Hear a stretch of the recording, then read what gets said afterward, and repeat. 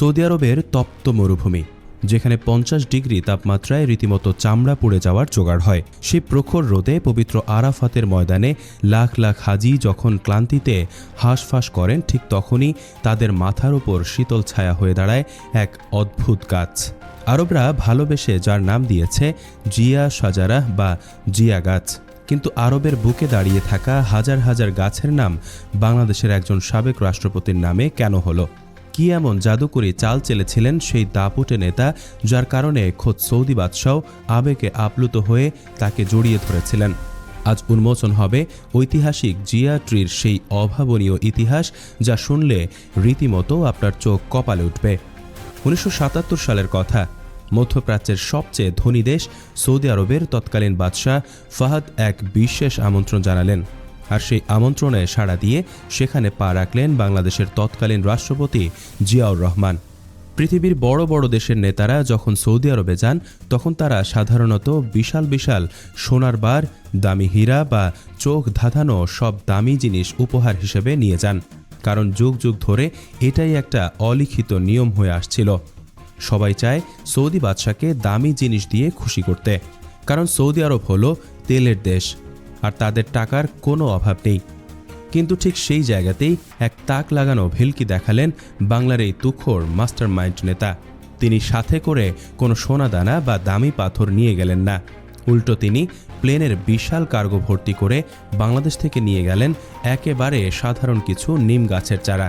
এমন একটা ঘটনা দেখে পুরো সৌদি রাজদরবার একেবারে থ হয়ে গেল। সবাই রীতিমতো হতবাক। কোথায় দামি উপহার আর কোথায় বাংলাদেশের কাদামাটি থেকে তুলে আনা সাধারণ কিছু গাছের চারা? সৌদি আরবের বড় বড় মন্ত্রীরা তো বুঝতেই পারছিলেন না যে এটা কেমন উপহার। কিন্তু চমকের তো তখনও অনেক কিছুই বাকি। সেই সাধারণ চারাগুলো সৌদি বাদশাহ ফাহাদের হাতে তুলে নেওয়ার সময় বাংলার সেই তেজি নেতা অত্যন্ত বিনয়ের সাথে বুক চিতিয়ে এক দুনিয়া কাঁপানো কথা বললেন। তিনি বাদশাকে জানালেন, এই সামান্য চারাগুলো গরিব দেশের এক গরিব রাষ্ট্রপতির পক্ষ থেকে এক অকৃত্রিম ভালোবাসার উপহার। এই একদম সাদা মাটা অথচ গভীর ভালোবাসায় ভরা কথাটা যেন জাদুর মতো কাজ করল। সৌদি বাদশাহ ফাহাদ তার পুরো জীবনে হাজার হাজার দামি উপহার পেয়েছেন, কিন্তু এমন জীবন্ত এবং মাটির গন্ধ মাখা উপহার তিনি আগে কখনো দেখেননি। জিয়ার এমন অবিশ্বাস্য কথা শুনে বাদশার চোখ পানিতে ভিজে উঠল। তিনি আর কোনো নিয়মকানুনের তোয়াক্কা করলেন না। সবাইকে একদম হতভম্ব করে দিয়ে তিনি সেই দাপুটে নেতাকে পরম মমতায় নিজের বুকে গভীরভাবে জড়িয়ে ধরলেন। উপস্থিত সবার তখন রীতিমতো চোখ ছানা বড়া। কেউ বিশ্বাসই করতে পারছিল না যে সামান্য কিছু গাছের চারা দিয়ে এমন জাদুকরি বাজিমাত করা সম্ভব। সেই অভাবনীয় ঘটনার পর শুরু হলো আরেক হুলস্থুল কাণ্ড। বাদশাহ ফাহাদ এতই খুশি হয়েছিলেন যে তিনি সাথে সাথেই নতুন স্বাধীন হওয়া বাংলাদেশের জন্য বিশাল অঙ্কের টাকার সাহায্য দেওয়ার ঘোষণা দিলেন। অন্য যে কোনো দেশের নেতা হলে হয়তো খুশিতে লাফিয়ে উঠতেন এবং সেই কোটি কোটি টাকা নিয়ে দেশে ফিরতেন। কিন্তু বাংলার বাকখ্যাত সেই দূরদর্শী নেতা শুধু তখনকার কথা ভাবেননি। তিনি খেললেন কূটনীতির এক মোক্ষম চাল, যা পুরো মধ্যপ্রাচ্যের ইতিহাস পাল্টে দিয়েছিল। অত্যন্ত সম্মানের সাথে তিনি বাদশার সেই বিশাল টাকার প্রস্তাব ফিরিয়ে দিলেন। এই কথা শুনে সেখানে উপস্থিত সবার একেবারে মাথা ঘোরানো অবস্থা। কেউ ভাবতেই পারেনি যে কোনো নেতা এত সহজে এতগুলো টাকা না করে দিতে পারেন। কিন্তু এর পেছনে লুকিয়েছিল একটি গেম চেঞ্জার পরিকল্পনা। তিনি বাদশাহ ফাহাদকে পরিষ্কার জানিয়ে দিলেন যে বাংলাদেশের মানুষ হয়তো গরিব, কিন্তু তারা অত্যন্ত পরিশ্রমী এবং মাথার ঘাম পায়ে ফেলে কঠোর কাজ করতে জানে। সৌদি আরবে তখন বিশাল বিশাল সব রাস্তাঘাট এবং দালান কোঠা বানানোর কাজ চলছিল। আর সেই মরুভূমির কড়া রোদের মধ্যে কঠিন কাজ করার জন্য তাদের দরকার ছিল হাজার হাজার শ্রমিক।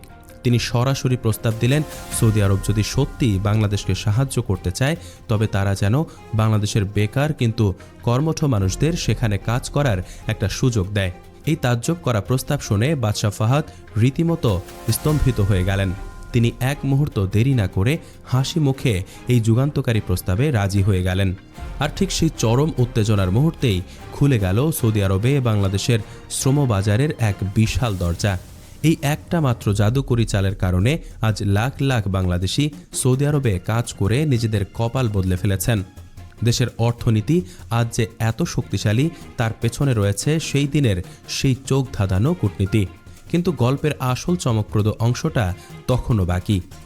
সৌদি আরবের শুকনো বালুর মরুভূমিতে সাধারণ গাছপালা বেঁচে থাকা একেবারেই অসম্ভব একটা ব্যাপার। সেখানে চারদিকে শুধু ধুধু বালি আর গরম বাতাস। প্রথম দিকে সৌদি সরকার হয়তো পুরোপুরি বুঝতে পারেনি যে বাংলাদেশ থেকে আনা এই নিম গাছগুলো আসলে কতটা জাদুকরী। কিন্তু আস্তে আস্তে তারা এক তাজ্জব করা ভেলকি দেখতে শুরু করলো। মরুভূমির কড়া রোদে যেখানে আরবের নিজেদের খেজুর গাছও অনেক সময় টিকতে পারে না, সেখানে এই নিম গাছগুলো বুক ফুলিয়ে তরতর করে বড় হতে লাগলো। এই গাছের ভেতরে রয়েছে এক অভাবনীয় ক্ষমতা। এরা মাটির অনেক গভীর থেকে চরম কষ্টের মধ্যেও পানি টেনে আনতে পারে। শুধু তাই নয়, এরা নিজেদের পাতায় প্রচুর পরিমাণে পানি জমিয়ে রাখতে পারে। এর ফলে আশেপাশে এক চমৎকার শীতল পরিবেশ তৈরি হয়। যখন সৌদি সরকার এবং তাদের বিজ্ঞানীরা এই মাথা নষ্ট করা বিষয়টা বুঝতে পারল, তখন তাদের রীতিমতো চোখ কপালে ওঠার জোগাড়। তারা খুব ভালো করেই বুঝতে পারল মরুভূমিতে বিশাল বাগান এবং শীতল ছায়া তৈরির জন্য খেজুর গাছের চেয়েও নিম গাছ অনেক বেশি কাজের। এরপর 1983 এবং 84 সালের দিকে সৌদি সরকার এক বিশাল এবং যুগান্তকারী সিদ্ধান্ত নিল। সরকারি উদ্যোগে পবিত্র আরাফাতের ময়দান, মিনা মুজদালিফা এবং জেদ্দার বিশাল এলাকা জুড়ে শুরু হলো এক তাক লাগানো সবুজ বিপ্লব। হাজার হাজার নিম গাছের চারা লাগানো হলো পুরো ময়দান জুড়ে। দিনের পর দিন এই গাছগুলো বড় হতে থাকলো। আর সবচেয়ে শিহরণ জাগানো ব্যাপার হলো এই গাছগুলো বড় হওয়ার পর থেকে আরাফাতের ময়দান এবং এর আশেপাশের এলাকায় আগের চেয়ে অনেক বেশি বৃষ্টিপাত হতে শুরু করলো। পাশাপাশি এই গাছের দারুণ সব গুণের কারণে সেখানে আসা হাজিদের অসুখ বিসুখও জাদুকরীভাবে কমে যেতে শুরু করলো। পুরো আরবের বুকে যেন এক নতুন ইতিহাস তৈরি হলো। আর এই অভাবনীয় ইতিহাসের মূলে ছিল বাংলাদেশ থেকে নিয়ে যাওয়া সেই সামান্য নিম গাছের চারাগুলো। আজকের দিনে পবিত্র আরাফাতের ময়দানে গেলে এক অবিশ্বাস্য এবং মন ভালো করা দৃশ্য চোখে পড়ে। বিশাল সেই ময়দানে যেদিকেই তাকানো যায় সেদিকেই শুধু দেখা যায় সবুজ আর সবুজ রঙের বিশাল সব গাছ। পাহাড় ঘেরা সেই ময়দানে এখন মাথা উঁচু করে দাঁড়িয়ে আছে লাখ লাখ নিম গাছ। প্রচণ্ড রোদে যখন সারা পৃথিবীর বিভিন্ন দেশ থেকে আসা হাজিরা ক্লান্ত হয়ে পড়েন, তখন এই গাছগুলোই যেন পরম শান্তিতে তাদের বুকে টেনে নেয়। এই গাছগুলোর নিচে বসার সাথে সাথে এক অদ্ভুত শীতল বাতাস তাদের পুরো শরীর জুড়িয়ে দেয়। এই শীতল ছায়ায় বসেই তারা হজের পবিত্র কাজগুলো পালন করেন। মরুভূমির সেই আগুনের মতো গরমের মধ্যে এই শীতল বাতাস যেন একদম স্বর্গের শান্তির মতো মনে হয়। যেহেতু বাংলাদেশের রাষ্ট্রপতি প্রথমেই জাদুকরী গাছের সাথে সৌদি আরবের পরিচয় করিয়েছিলেন, তাই গভীর ভালোবাসা এবং সম্মান থেকে সৌদি সরকার এবং আরবের সাধারণ মানুষ এই গাছগুলোর নাম দিয়েছেন জিয়া ট্রি বা জিয়া গাছ। আজ পর্যন্ত সেখানে সবাই এই গাছগুলোকে জিয়া শাজারা নামেই চেনে। আরাফাতের ময়দানে ঠিক মাঝখানে রয়েছে ঐতিহাসিক জাবালে রহমত, যাকে সবাই রহমতের পাহাড় বলে ডাকে।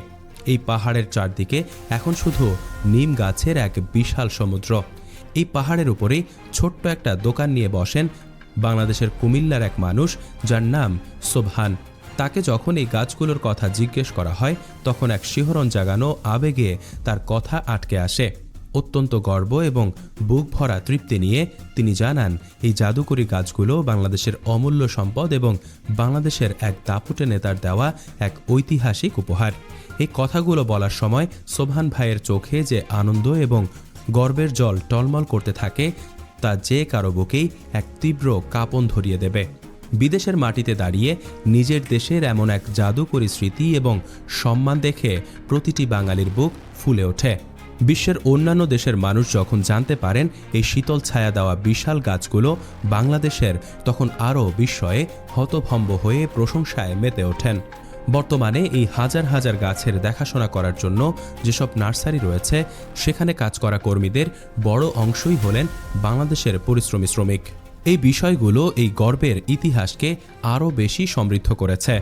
কূটনীতি এবং ভালোবাসার এমন এক অবিশ্বাস্য এবং দুনিয়া কাঁপানো ইতিহাস হয়তো পৃথিবীতে আর দ্বিতীয়টি নেই। এভাবেই মরুভূমির বুকে এক টুকরো বাংলাদেশ আজও মাথা উঁচু করে দাঁড়িয়ে আছে এবং অনন্তকাল ধরে সারা পৃথিবীর মানুষদের ছায়া দিয়ে যাচ্ছে।